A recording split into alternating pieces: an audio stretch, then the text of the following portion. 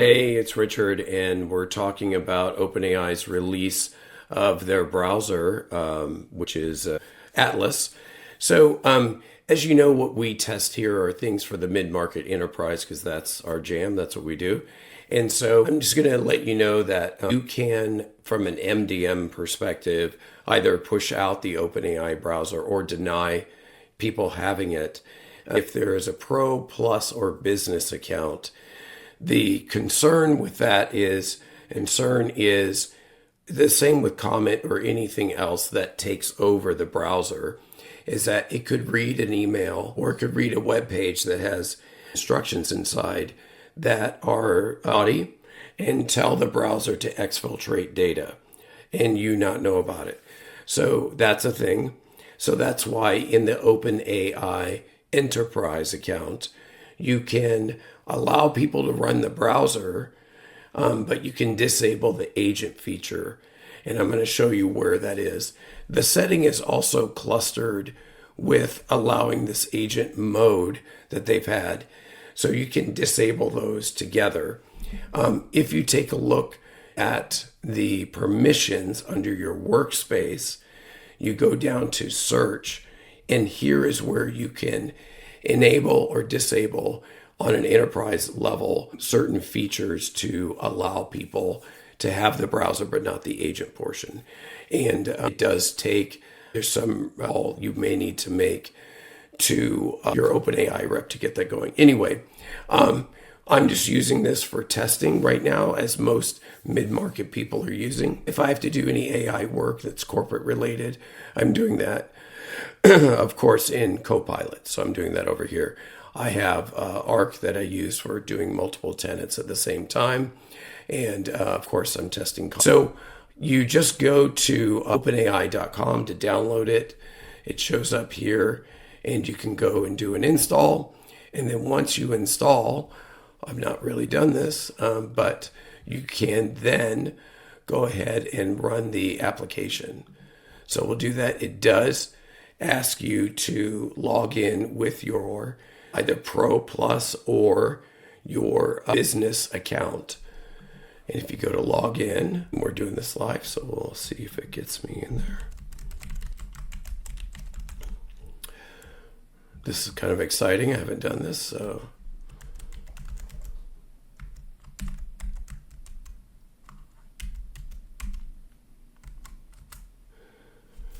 Okay, and I have a MFA code, of course. So let me get that from the phone over here.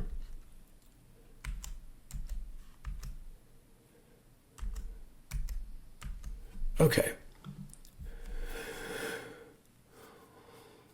And here the onboarding is really interesting. You can see a little bit of a glowing effect that's going on in the background, which is kind of cool. It's asking to import from another browser. I have other browsers here. It doesn't seem to be picking up on the other browsers, so we'll skip. Turn on the memories. We're going to test that. This is where it's keeping a memory of all of the chats in the side window that we're all used to seeing with comment and other browsers. Sidebar where you can do summaries. You can highlight text and have it rewrite it for you. And we can set it as the default. So we are all set.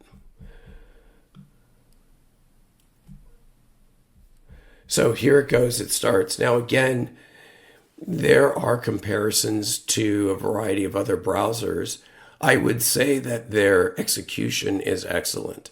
The fit and finish of this is amazing. We're not going to allow them to look on the network, but the help stuff that you have here for people who might be new to the product, the ability to choose models over here, also excellent.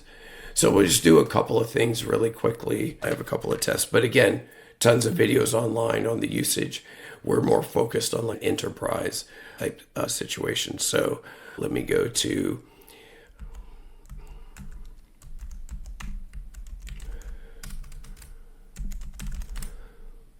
and you can use it like Google in that you just can type in a URL, it'll take you there. You can go here, get a particular article, bring up the interface and say,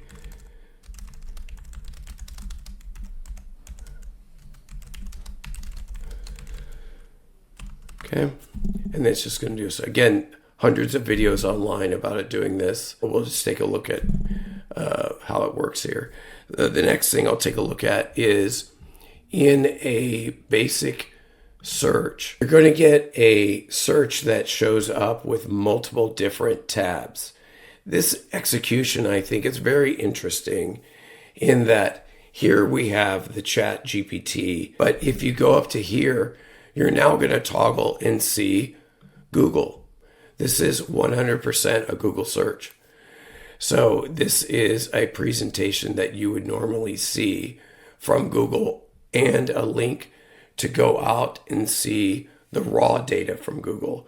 You can also get, similar to Google, pictures of images of it. The videos will take you to YouTube, which will show you all the videos I'm sure you're searching for, and Google News.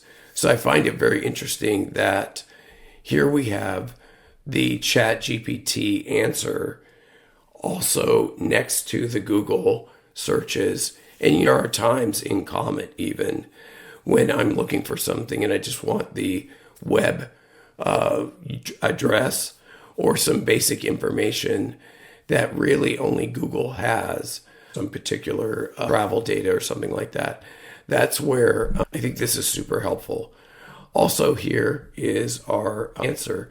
Some of these agentic browsers, when you navigate away from that tab, it will essentially have an issue with continuing to work and it'll stop.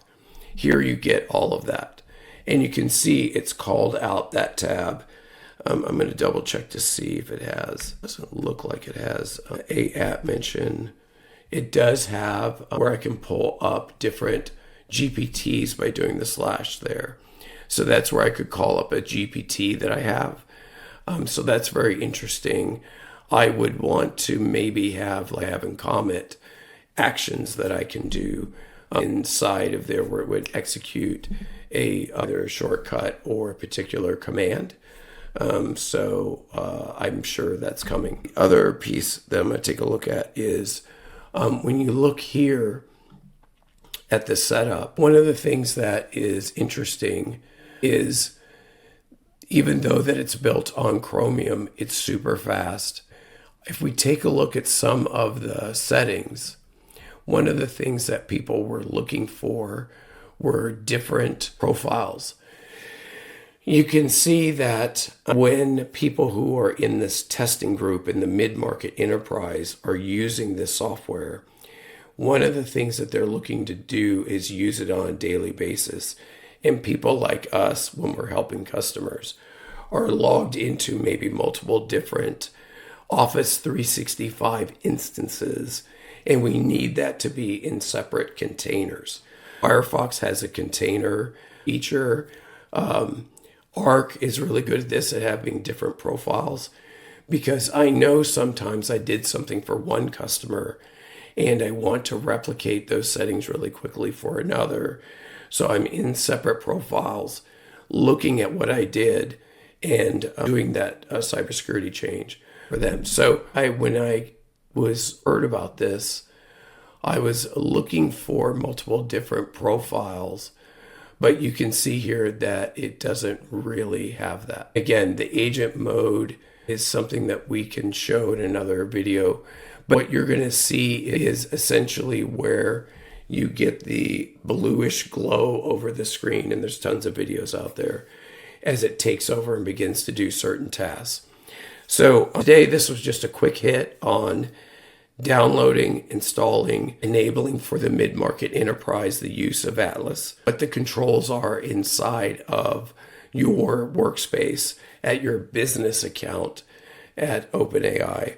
And the fact that you can control or deny the deployment of this based on your MDM. And if you have an enterprise account, you can be a little more granular in allowing it to be deployed to your test team, but either allow or disallow or not allow the ability for the takeover or the agent mode. So we'll post something about comparing the two agent modes a little bit later, but that's just a quick look at GPT Atlas. Thanks for watching.